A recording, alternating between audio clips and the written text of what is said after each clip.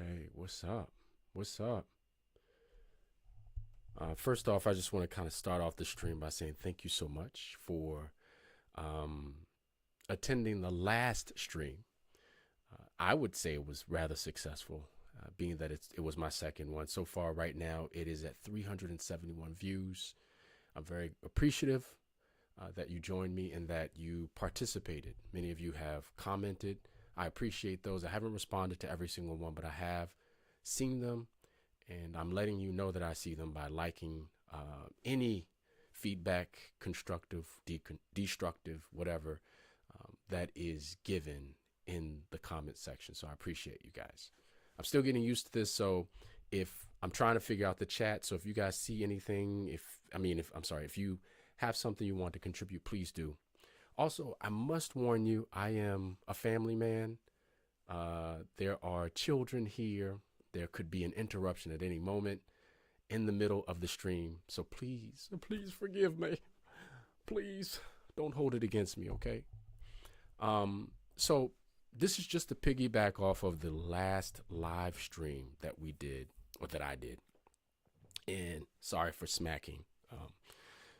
And the question is, if the black church were a business, right? If it were a business, its shareholders probably would have sued for mismanagement years ago, right? It was once the engine of black literacy, political mobilization, and economic strategy. And we see the vestiges of that even today, right? The boycott that we discussed in the last video or the last stream is evidence of that, right? This is a place, the church at once was a place where sermons doubled as leadership seminars, and pastors were both theologians and tacticians. But now it is largely functioning as a weekly pep rally in many ways, offering motivation instead of mobilization, which is one of the reasons why there's kind of like this tug and pull in terms of the trust category. Some people are distrustful of what is actually happening, or some of the movements, and who benefits and all that other kind of stuff, because of the overemphasis, I would say, in recent years on the sort of like the pep rally part of it, right? The church has kind of abandoned its role of building thinkers in favor of breeding believers, as if belief alone is a panacea, right? If it ever put a man on the moon or a community into power, right? And then I started thinking about another concept. So you've got the black church, which is, how I've titled this, but there's another concept that some of us know about, some of us don't, but it has always been, it's a huge piece in black success in America, and that's called autodidacticism. Autodidacticism was once the lifeblood of black intellectualism, right? In an era where institutions refused to educate black people, self-education wasn't a luxury. It was survival.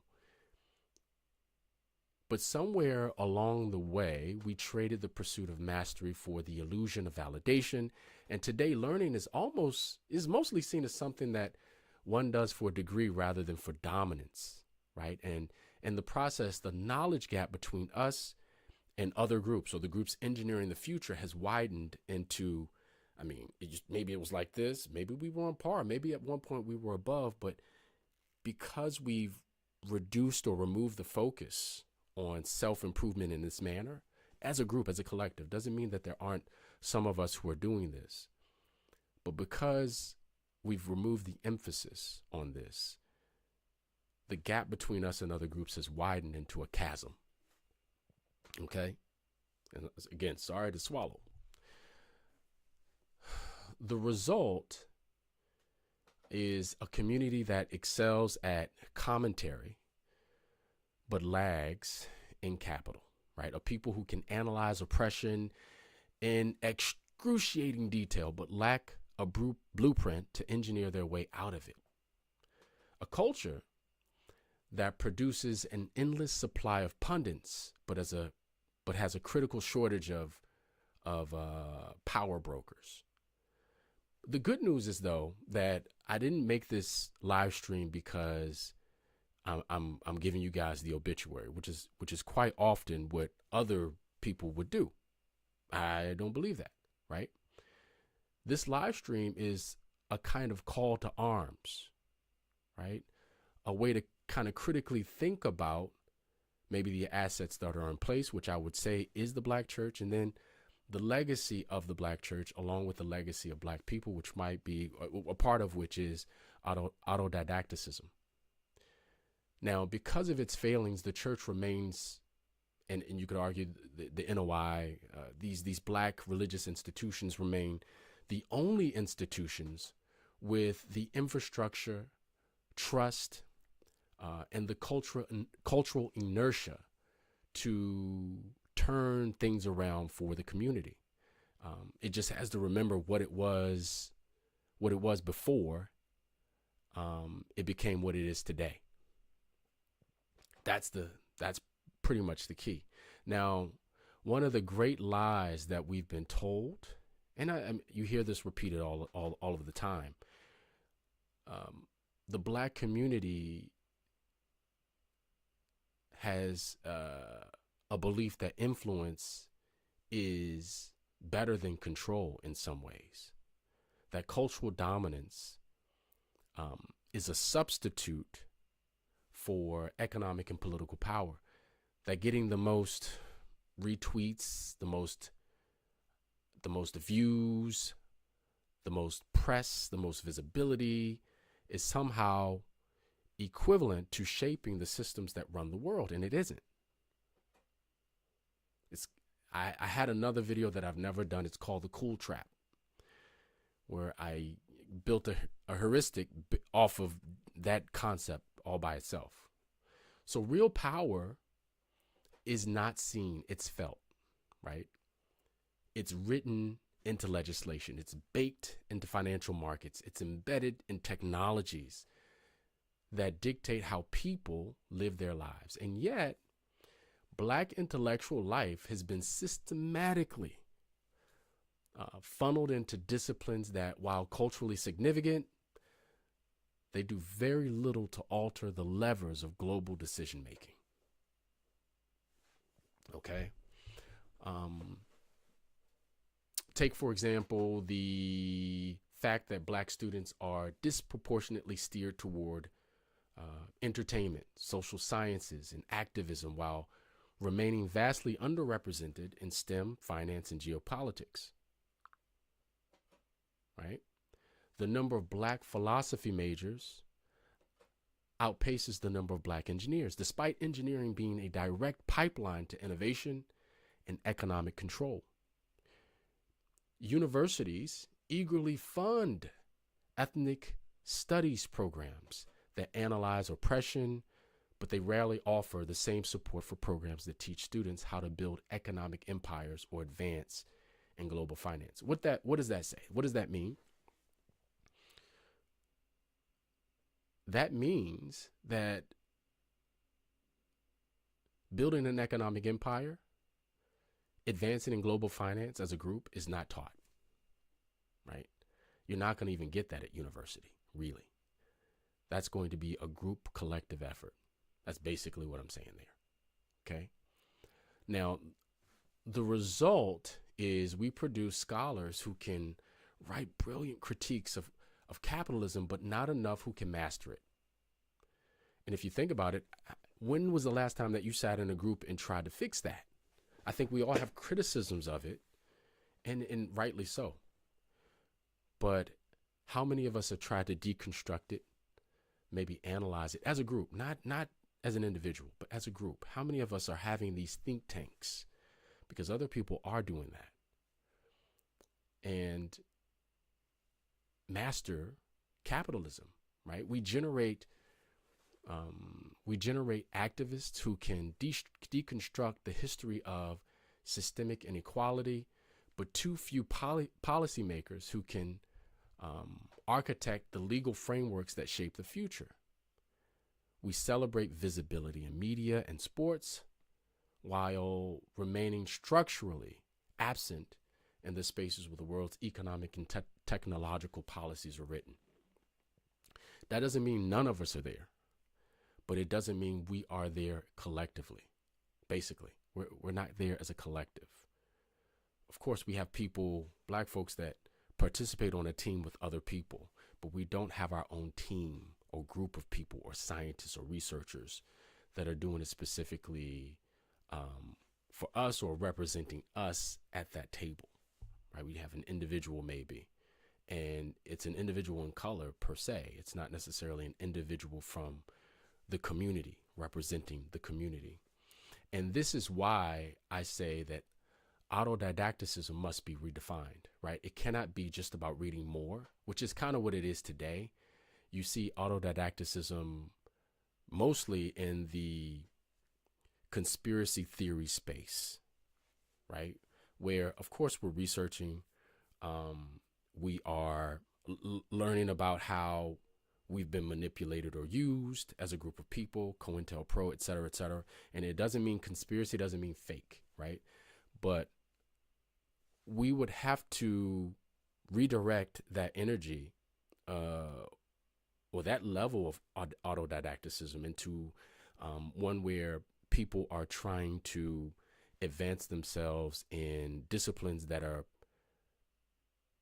would serve the community better.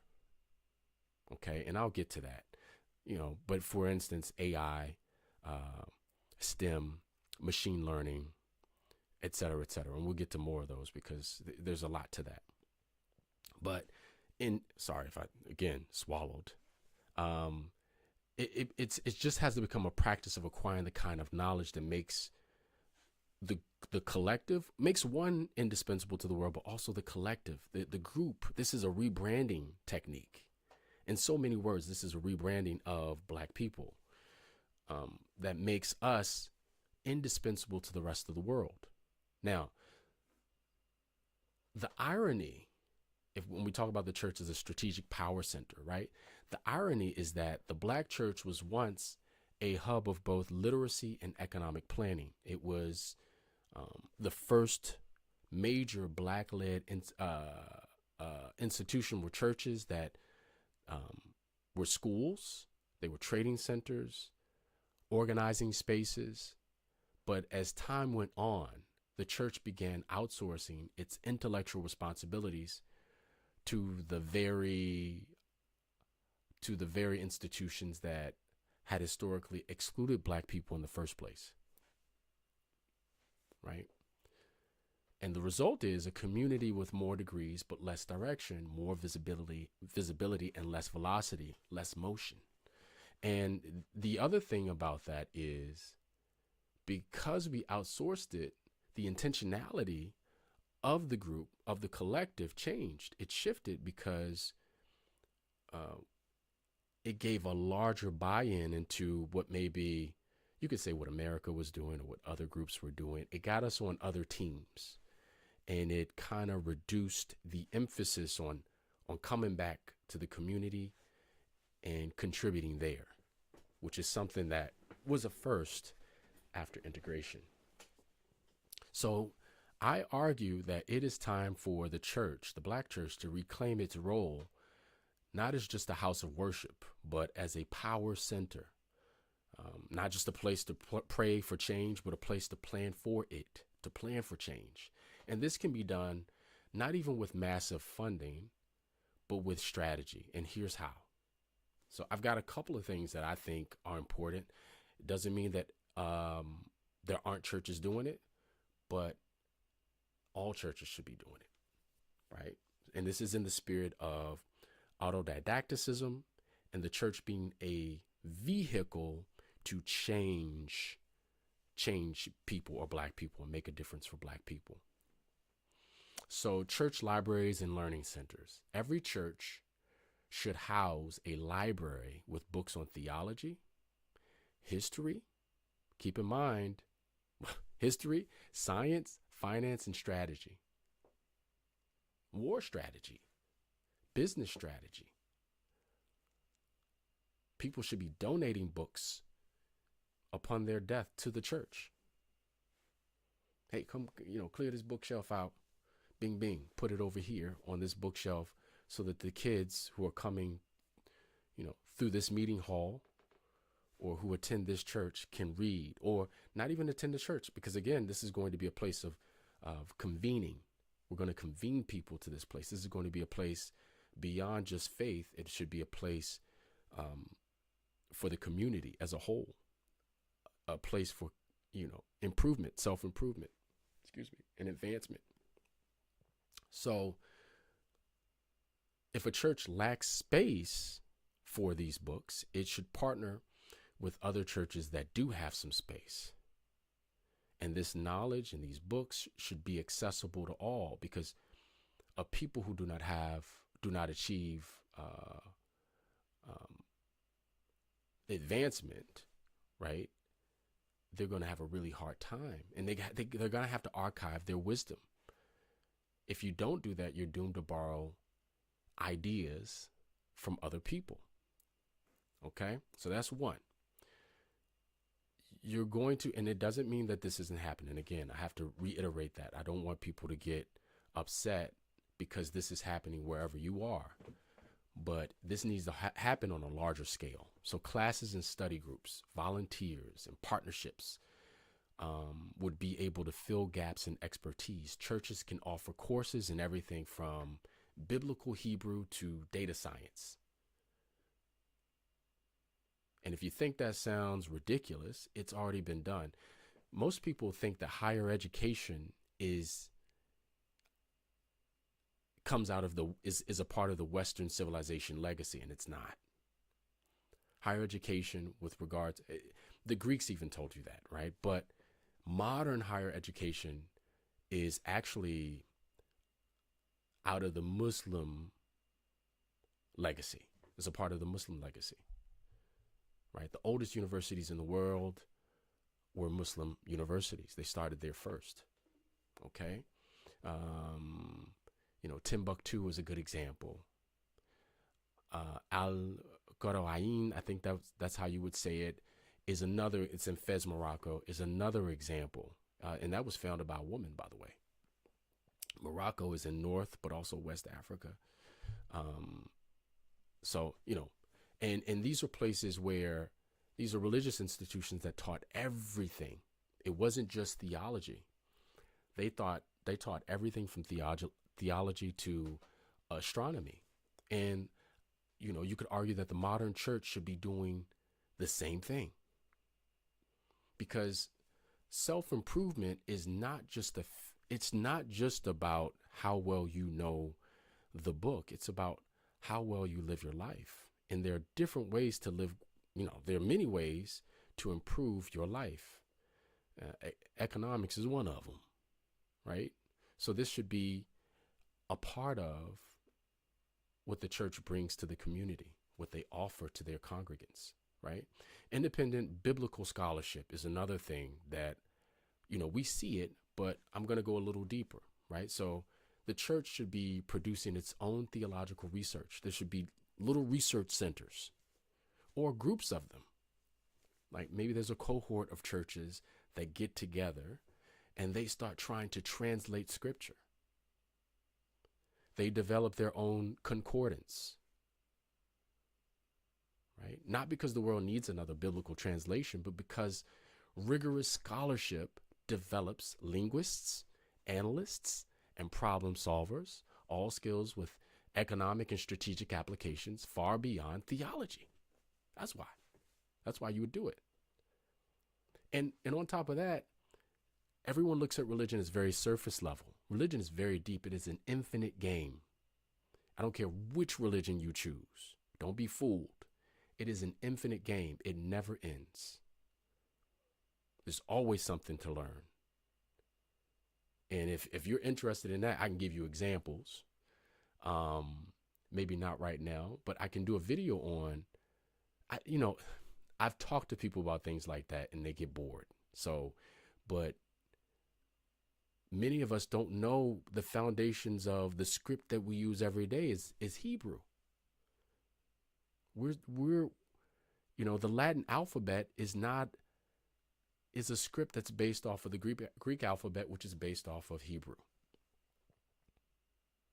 right? Which comes out of, according to the book, comes out of Egypt. And there's a lot to that.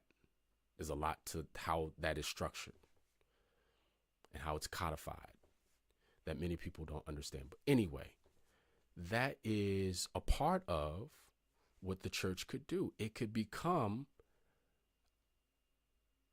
an organization at the very vanguard, or at the forefront of biblical advancement and study. Okay? The other thing that I think the Black church could do is economic conventions and business incubators, right? This is a space. And often this space, back in the day, the space isn't used 24/7. So it's available. So just as faith is discussed, so too should economic growth. There should be opportunities to have the community come in on a weekly basis, maybe in some cases, maybe a daily basis. Churches should host conventions where entrepreneurs, financiers, and policy strategists gather, not just to network, but to plan. There should be a lot of think tank stuff going on. How do we fix our children? How do we get more jobs in the community? How do we fix up Miss Jenkins' house down the road? How do we pair our subcontractors who are carpenters with those that are electricians and find work for these men and women? How do we set up a class for SATs, SAT study, or ACT study? Or how do we position our young men who are going into the military as officers first? Like, how do we give them the game? Are we doing that? And perhaps on an individual basis, we might. I think some people are getting those things. My children are going to get it. But as a group, as a collective, how can I go out and mentor a young man or a young woman and give them some game to give them a leg up on the competition, right? So faith and intellect aren't necessary opposites. The most successful religious institutions in history were also power centers. The church, the Black church, must follow this model or risk becoming a museum of past glories. Now, there is a cost to inaction. The uncomfortable truth is this: no one is coming to save Black people. It doesn't matter how much Black people kick and scream. There's no policy, no program, no benevolent elite who will one day decide to hand over the tools of power. The world is moving forward at a breakneck speed, and those who do not build will be built over. That is the difficult truth, right? The Black church must decide what it wants to be. Does it want to be a house of passive hope or a factory of knowledge and strategy?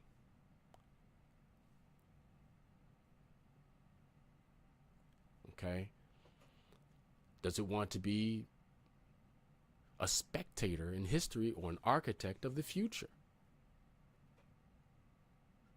Okay, the answers to those questions are self-evident, but the answers without action are nothing more than thoughts in the wind. So the question is not whether the Black church can reclaim its position in the Black community.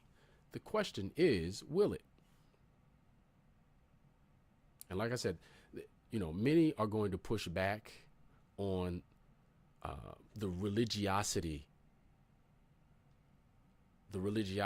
argument, or the theology argument. Maybe it's not a part of your belief, but I still think your belief system, but I still think that there's a type of involvement. There's a type of, like I said, the power. There's a power to convene black people together that the black church has, that the Nation of Islam has, that no other institution has. And we're talking about a building, an institution that can convene people from infancy all the way up to, I mean, the entire range, right? You can say HBCUs can be a part of a solution like this, and that is very true. But it would be the black church kind of supporting that messaging to get people to go there, because HBCUs are dealing with people between the ages of 18 and maybe 25, 26 or something like that. If they're going to get an advanced degree, they're not dealing with children as much. So you'd have to build that in. But I'd love to hear your thoughts about this. This was just something that I wanted to put out to piggyback on what I'd done the previous live that it seems like you guys enjoyed. So hopefully you will enjoy this. We made it through with no interruptions, and I appreciate your time. Stay tuned for the next one. I'll do something in the next couple of days or so. Let me know what you think. Hopefully I didn't and ah too much, not too many filler words. And I hope to hear from you soon. All right. Peace.